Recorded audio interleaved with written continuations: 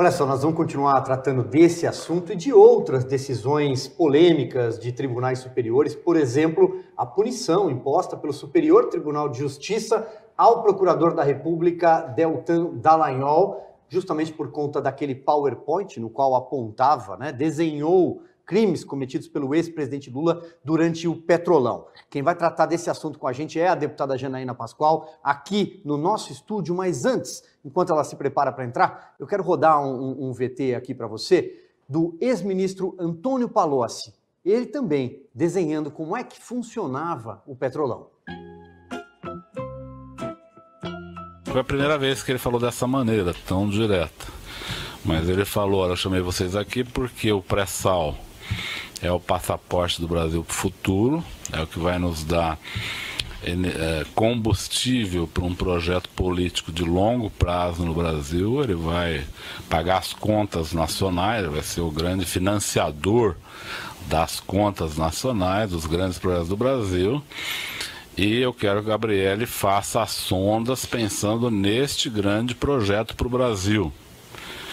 Mas o Palocci está aqui, Gabriel, porque ele vai lhe acompanhar nesses projetos para que eles tenham total sucesso e para que ele garanta que uma parcela desses projetos financie a campanha desta companheira aqui, a Dilma Rousseff, que eu quero ver eleita presidente do Brasil. Isso ocorreu no Palácio da Alvorada, na biblioteca, em meados de 2010. Era quando se começou o trabalho de construção das sondas. Então ele encomendou para o Gabrielli que, através das sondas, pagasse a campanha na presidente Dilma de 2010, obviamente pedindo às empresas os valores que seriam destinados à campanha. Pois bem, como eu disse, a deputada Janaína Pascoal está aqui conosco no estúdio. Quero agradecer mais uma vez, deputada, a gentileza de participar aqui dos 62 Minutos. Seja muito bem-vinda. Eu agradeço, uma honra, e estou encantada com a beleza aqui do estúdio. Parabéns. Deputada, eu queria colocar então uma primeira questão para a gente seguir, na verdade, no assunto. Nesse vídeo que nós acabamos de exibir, o ex-ministro Antônio Palocci, conhecido como o italiano, e ele mesmo reconhece, ele mesmo admite o apelido nas listas de propina das empreiteiras num depoimento ao então juiz Sérgio Moro, ele narra como o ex-presidente Lula o procurou, junto do Gabrielli, que ele se refere, é o José Gabrielli, que foi dirigente, foi presidente da Petrobras. Naquela época, era uma época onde o pré-sal estava ali na crista da onda, a contratação de navio-sonda, e ele fala assim, olha, o presidente disse para que eu acompanhasse o Gabrielli buscando dinheiro para as campanhas da Dilma, entre outros candidatos do PT. Isso está muito claro. Isso, para mim, é o PowerPoint que o Deltan Dallagnol desenhou e foi multado, condenado a pagar R$75 mil ao ex-presidente Lula. Eu queria ouvir a senhora sobre isso, antes de mais nada. Bom, a gente tem que separar dois pontos, né? O primeiro ponto, quando um juiz vai verificar se cabe uma indenização, ele não pode avaliar com a cabeça do momento da sentença. Ele tem que avaliar pensando no momento dos fatos. Por quê? Porque no momento da sentença, ele estava lidando com uma pessoa que o Supremo Tribunal Federal exculpou, né? Critique-se ou não. Esse fato, o Lula hoje é uma pessoa livre. Então, o juiz não pode, ao avaliar aquele PowerPoint, as acusações, pensar com a cabeça do momento da sentença. Ele tem que pensar o seguinte, como é que estava a situação do país, do processo, naquele momento da apresentação do PowerPoint? E naquele momento, o procurador, que no caso era o chefe da Lava Jato, precisava dar visibilidade, né, para essas graves acusações, eu digo, esses graves fatos, porque o Supremo conseguiu reverter tudo com fulcro e minúcias, né? Eles conseguiram reverter decisões do próprio Supremo. Então, o procurador precisava, vamos dizer assim, traduzir a gravidade do que vinha acontecendo para a população, porque se ele dependesse, com todo respeito, tá, mas da explicação da imprensa, né, ele não teria, porque os formadores de opinião estavam todos fechados com o PT. Veja, Se não fosse assim, eu, né, uma advogada, uma professora, eu não precisaria ter saído da minha rotina para oferecer a denúncia em face da presidente, porque a Procuradoria-Geral da República teria que ter agido, e não agiu. Né? Os poderes constituídos teriam que ter agido, e não agiram.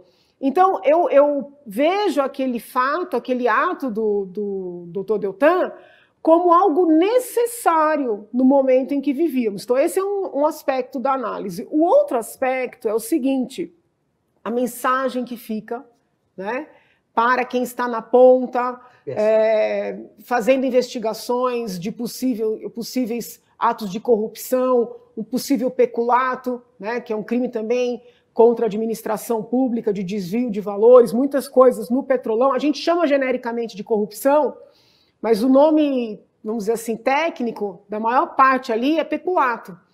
Então, como é que fica um procurador da República, um promotor de justiça, um delegado, seja federal, seja estadual, para tomar as providências, né? Sabendo que, olha o que aconteceu com esse cara, né? Vamos falar a verdade, ele foi representado no CNMP sem fundamento, né? Foi obrigado a sair da carreira. Mesmo ele não verbalizando isso, a minha análise, né, que pode estar equivocada, é de que ele foi obrigado, ele perdeu qualquer condição, viu todo o seu trabalho destruído, né, e nesse ponto acho que a situação do Sérgio Moro é muito parecida, e agora tem que pagar. Né, e o valor, inclusive, que era aventado era um valor de 1 milhão. 1 milhão de né? reais. Então, assim, a mensagem é muito negativa, é uma mensagem, olha, não mexa com quem tem poder nesse país, entendeu? E sobretudo que o crime talvez compense, o que é ainda pior. Queria começar essa rodada com Paulo Figueiredo. Vai lá, Paulo. Deputada, muito obrigado por ter aceito a nossa entrevista. E queria dizer aqui que nem sempre nós concordamos em termos de opinião, mas eu admiro muito a sua coerência e autenticidade com que a senhora manifesta as suas opiniões. Especificamente nesse caso, é um deles onde nós temos opiniões diferentes. Principalmente na questão da cobertura da imprensa, eu acho que a imprensa não estava fechada com o PT, os jornais todos do Brasil deram ampla cobertura à Lava Jato, e não só deram ampla cobertura, mas noticiavam fatos sigilosos dos processos rotineiramente. Né? Tem um blog aí conhecido na internet que ficou famoso praticamente como assessoria de imprensa do Sérgio Moro e do Dallagnol. Esse blog, inclusive, contratou alguns procuradores e o Sérgio Moro depois para escrever lá, e num claro conflito de interesse, eles sempre publicavam informações que eram sigilosas de processo. Especificamente sobre o caso do Deltan Dallagnol, eu concordo com a análise da deputada de que o juiz tem que fazer a análise dos fatos na época em que eles aconteceram. E na época que eles aconteceram, o Lula ele estava ali sendo acusado, o juiz sequer tinha aceito a denúncia, né, a respeito dele. E as informações que foram apresentadas pelo Ministério Público, não só neste caso, tá, deputado? É importante dizer, porque é público aqui que eu considero o Lula um bandido muito maior, inclusive, do que os processos penais refletiram. Mas não só neste caso, em inúmeros casos da Lava Jato, houve um processo de difamação contínuo. E a minha pergunta é, quando um procurador se manifesta com informações e adjetivos que não estão contidos dentro dos autos, isso precisa haver consequências. Depois, as acusações que ele faz, de uma maneira ou de outra, não se provam verdadeiras, isso precisa haver consequências. Não existe nenhuma profissão onde você possa errar impunemente sem que haja consequência. E a minha pergunta é, quais devem ser as consequências para o Ministério Público, para a Polícia Federal, quando eles agem, e no caso agora, por exemplo, do Supremo Tribunal Federal, que está destruindo a reputação e a vida do Alan dos Santos, eu entendo que são fenômenos parecidos, quais devem ser as consequências para quando os agentes da lei utilizam a imprensa e a fé pública que tem para destruir a reputação de alguém? Veja, quando tem dolo, né, quando tem confecção de provas, indução, né, você pode ter, além de uma responsabilização civil, uma responsabilização criminal, né, uma denunciação caluniosa, uma fraude processual, a depender até uma organização criminosa. Você tem dolo de construir uma acusação contra uma pessoa. Infelizmente, eu já vi isso, né, na condição de advogada. Destrói a vida da pessoa. Agora, quando você dá visibilidade para conseguir ter força para fazer um trabalho, é algo muito diferente. Mas como ter força, deputada? Me explica essa questão do ter força. Ele já é um agente da lei. Ele já tem a autonomia completa para fazer força. Exemplo, se essa força for, vou te dar um exemplo. se for ter a opinião pública favorável a ele, para que ele possa agir e ter decisões favoráveis, aí o sistema está todo corrompido. Porque o judiciário não deveria ser motivado por opinião popular. Mas a vida real é diferente da vida ideal. Não, mas aí desistimos do Estado de Direito. Estou te falando da vida real. A vida real é outra. Eu fui pressionadíssima durante o processo de impeachment para não falar de Petrolão. Porque Petrolão implicava figuras outras, poderosíssimas. Então, assim, tem uma coisa que é o mundo ideal, outra coisa é o mundo real. É uma pessoa inocente que é acusada. Chega no escritório de advocacia. Olha, quem tem que provar é a acusação. Quem tem que provar é a acusação. Isso é o mundo ideal. Na vida real, se você não provar que você é inocente, você vai ser preso. Então, assim, nós estávamos ali enfrentando, eu digo nós, porque muito embora fosse o trabalho paralelo, eu me sinto do mesmo lado, enfrentando algo muito forte, com conexões na América Latina inteira, com conexões na Angola, Eram empresários poderosos, políticos poderosos, alguns por ideologia, outros por dinheiro. Um projeto de poder. Um projeto de poder. Então, assim, com todo respeito, um procuradorzinho da República, não estou aqui diminuindo, sozinho, ele ia ser esmagado. Olha, mesmo esse cidadão, e eu não concordo muito com o Deltan em várias coisas, tá? Quero deixar isso aqui bem claro. Nem em termos de estilo, nem em termos de pensamentos técnicos, do direito. Mas, assim, se ele ficasse isolado, ele não ia conseguir fazer nada. Da mesma maneira, o Moro não teria feito nada. Se não houvesse aquela pressão das ruas, o acompanhamento do processo, como também o processo do mensalão. Muita gente defende que os julgamentos do Supremo não sejam mais veiculados, publicamente. Eu digo não. Se mesmo veiculando a gente não consegue sucesso, que dirá se ficar aquilo ali reservado? O mensalão só teve sucesso, e teve, por mais que eu seja crítica à iniquidade das penas ao final, mas teve sucesso porque a população acompanhou. Aí é linchamento, não é julgamento. Não entendi. Aí é linchamento. Quando o juiz se curva à vontade das ruas, é linchamento, não é julgamento. Aí Pôncio Pilatos virando para a multidão e perguntando: vocês querem que faça o quê? E a multidão grita: crucifica, não, mas crucifica. Aí você está falando o sistema do penal maior evoluiu inocente crucificado. Não, mas é o papel do juiz decidir isso, né, deputada? Porque senão esse é o problema. A mesma lei que eu defendo para o Luiz Inácio Lula da Silva, que para mim é o maior bandido que já pisou na presidência da República do Brasil, acho que o esquema de corrupção que ele fez é muito mais próximo desse que a senhora descreveu, onde ele usurpou e corrompeu a República Brasileira e financiou ditaduras comunistas no mundo inteiro. Tá? Eu acho que esses crimes sequer foram tocados até hoje. Agora, a mesma lei que eu defendo para esse...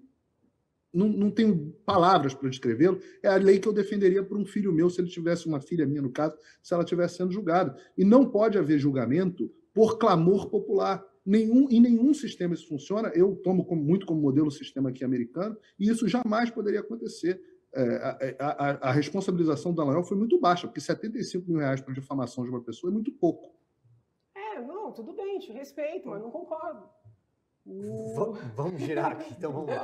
Assim que é bom. Eu queria discutir, mas, Janaína, o voto, a decisão monocrática. Eles procuram confundir, todo juiz procura confundir isso agora com a instituição, o juiz do Supremo.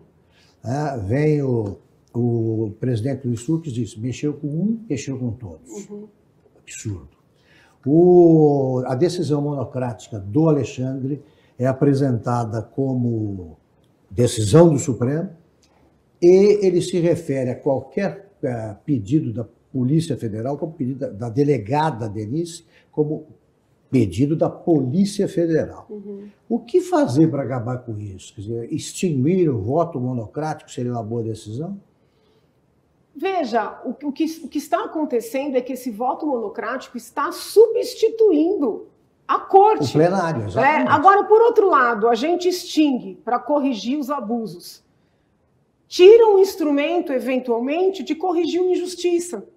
O voto monocrático. Porque você pode ter uma situação de alguém que está preso injustamente, que consegue impetrar um habeas corpus, e aí uma decisão monocrática vai libertar um acordo. Teoricamente, ele se presta a apressar a decisão da justiça. Sim, porque se você tiver que esperar, né, ou distribuir um relator, esse relator fazer um voto definitivo, pedir pauta, marcar plenário, pode ter uma demora que, inclusive, faça perecer o próprio direito.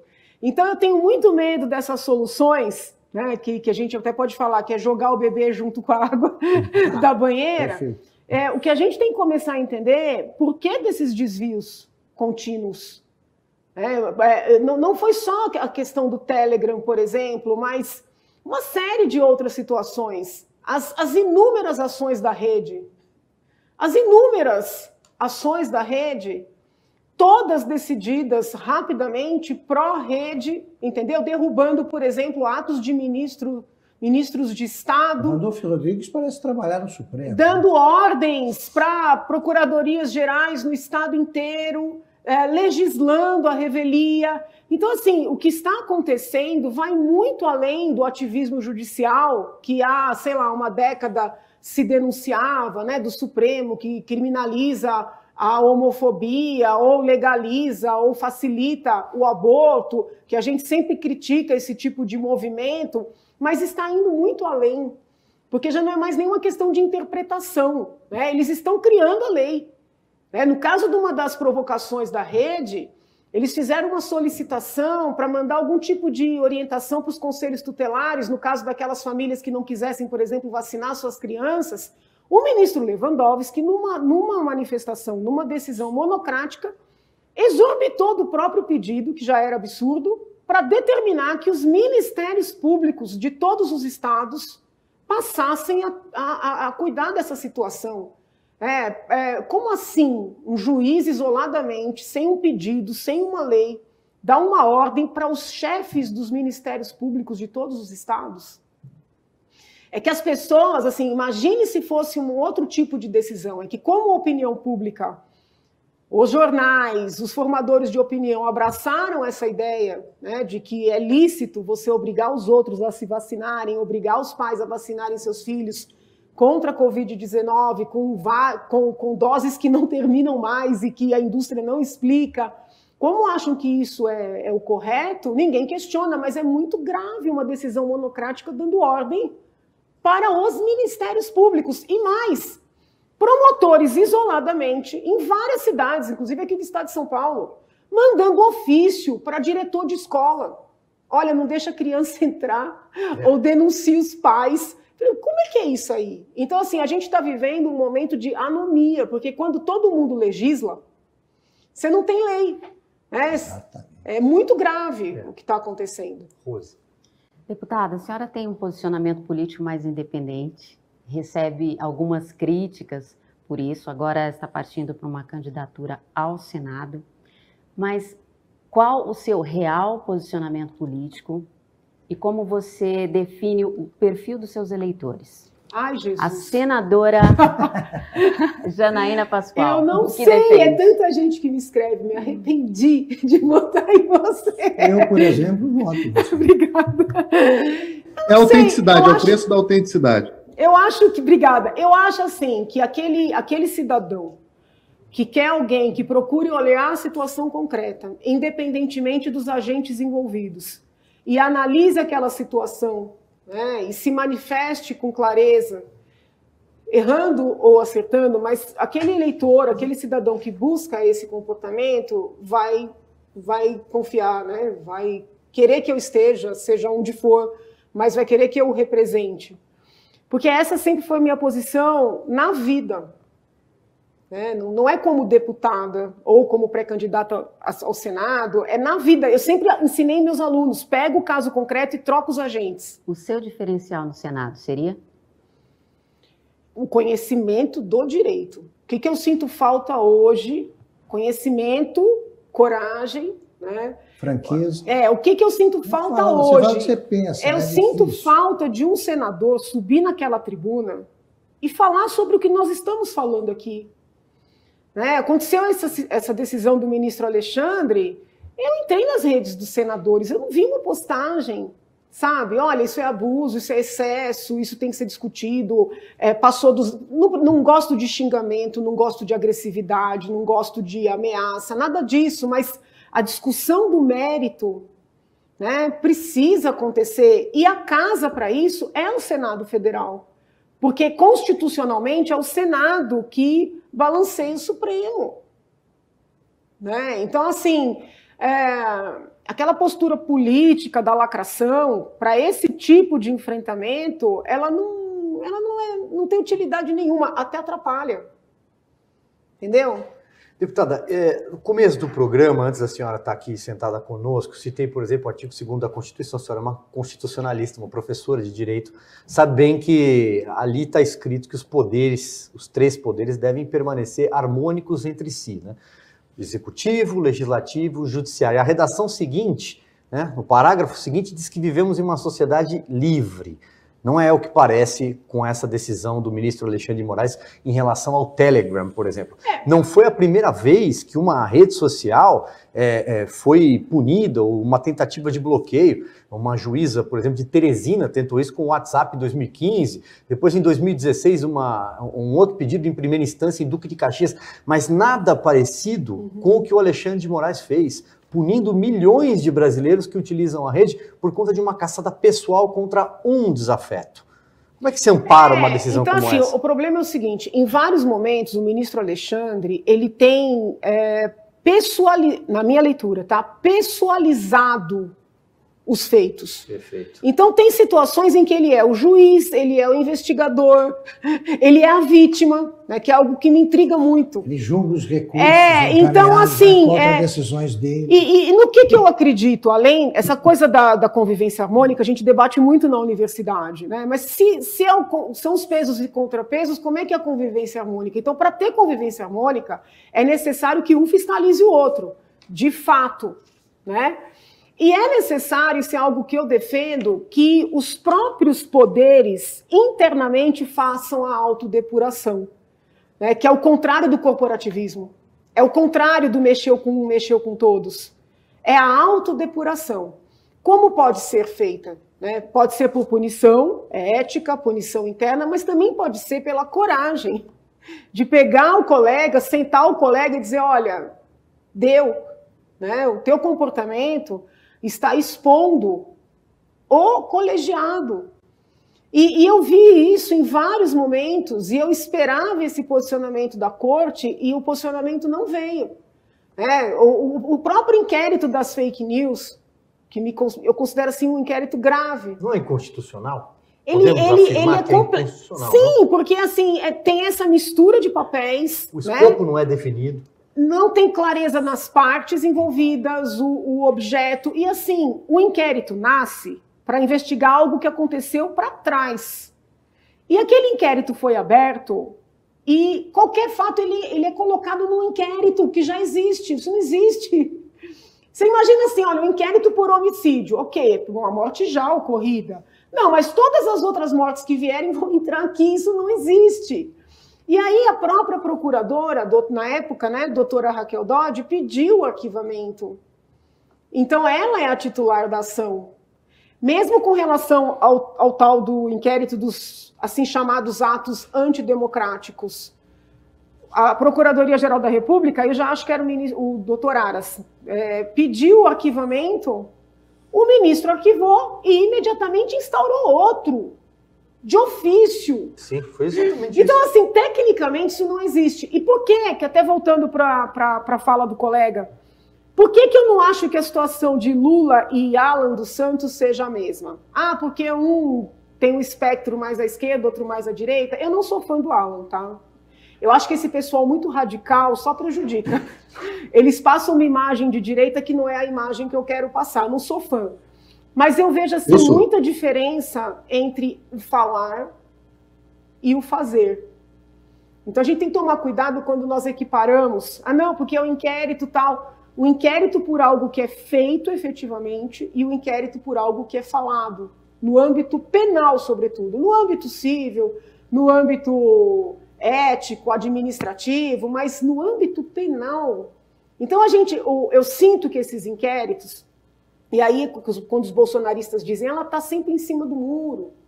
Não é técnica. Né? Para mim, esses inquéritos... A senhora se ofende quando nas redes sociais aparece aquela Ruth e Raquel, por exemplo, uma brincadeira que a senhora mesmo já brincou com isso? Não me ofendo, mas é que eles não compreendem que não tem Ruth e não tem Raquel. Tem coerência com uma linha de pensamento. Né? Então, assim, eu não tenho como corroborar inquéritos como esses e a própria CPI da Covid, que eu vejo como procedimentos assim artificialmente confeccionados para chegar a uma finalidade. É diferente de você ter uma investigação sobre um possível desvio de dinheiro com base em colaborações, com base em recibos, né, com base até, às vezes, em filmagens. Né? Nós temos casos aí recentes que o cidadão foi visto carregando mala, filmagem. Não, pode ser um mal-entendido, a mala era de viagem. Ok, mas vamos apurar. É diferente de uma fala. Né? Não, olha, são atos antidemocráticos, um monte de gente com placa. Feche isso, feche aquilo. Eu não concordo. Mas não teve quebra-quebra, não teve ato de violência, não teve arma.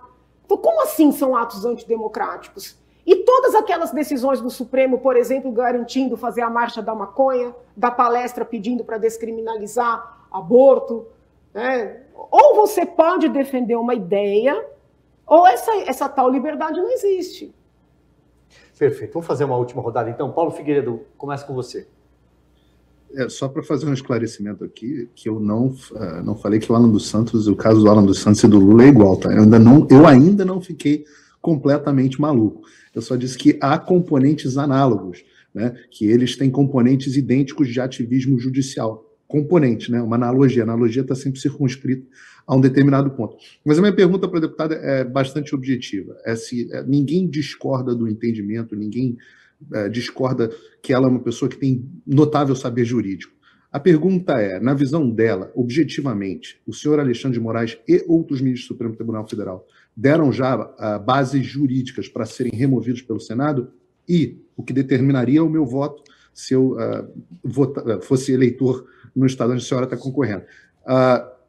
Pergunta, senhora, se chegar ao poder, caso seja eleita senadora, trabalhará para a remoção dele do cargo? Olha, eu nem posso responder essa pergunta por duas razões. Primeiro, porque pode ser interpretada como uma campanha, vamos dizer assim. Segundo, porque se eu vejo o Senado como uma corte, eu vou fazer parte de um eventual julgamento. Tá? O que eu posso dizer, e eu já pedi o impeachment do ministro do Supremo, né, quando não sei se vocês vão lembrar, quando instauraram o inquérito das fake news e pediram para recolher a Cruzoé e suspenderam todas as notificações do COAF, interrompendo todas as investigações no país. E eu entendi ali que houve um exorbitar, e ao lado do MP Pró-Sociedade eu pedi. Né? Então, o que eu posso dizer sem vamos dizer assim, contrariar qualquer norma aqui? Que chegando uma denúncia consistente, né, com fatos detalhados, documentados, eu não vou ter medo de ninguém. Isso eu posso dizer. E já demonstrei isso na minha vida. Agora, as pessoas têm que compreender, porque eu vejo muito isso. Tem não sei quantos pedidos de impeachment. Quando você vai ler, é uma carta de intenção, é uma folha. Quero que tire. É verdade. Né? Fulano fez isso. Então, assim, eu vejo pessoas falando, olha, porque eu pedi o impeachment. Quando você vai ler, é de chorar. Né? Então, assim, existe também uma qualidade técnica, um cuidado que precisa ser tomado numa petição. Senão ela é inepta. Entendeu? Então, assim, com relação ao presidente Bolsonaro, não, porque tem não sei quantos pedidos. Eu li, né? Li grande parte deles. Não tem consistência. Aproveitando. Aí eles dizem assim, você está defendendo o presidente. Quando ele merece ser defendido, eu defendo, Eu ia perguntar o que a senhora acha da revisão da lei do impeachment. Eu estou muito incomodada. Mas assim, por que mexer nisso agora? Nós tivemos o processo do ex-presidente Collor, hoje senador, o processo da ex-presidente Dilma, com fulcro nessa legislação.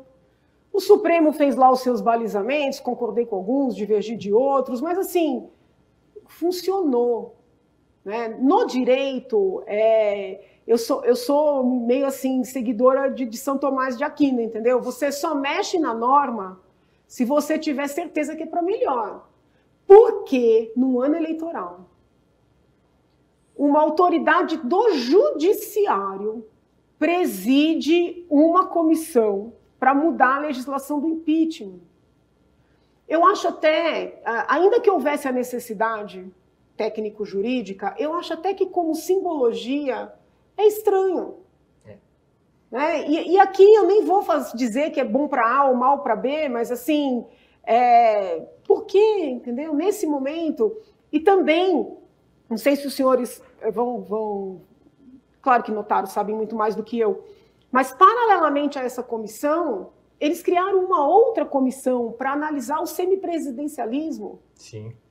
Ué, por que no ano eleitoral, né, sendo que a nossa Constituição é republicana e é presidencialista, e já teve plebiscito para definir isso. E o que seria, né, o semipresidencialismo? Então, né, então, assim, a gente discute tanto a dificuldade desse convívio do presidente, não este presidente, mas da figura, com o Congresso, essa questão de precisar fazer coalizão, a gente critica tanto isso, e agora vai dar mais poder.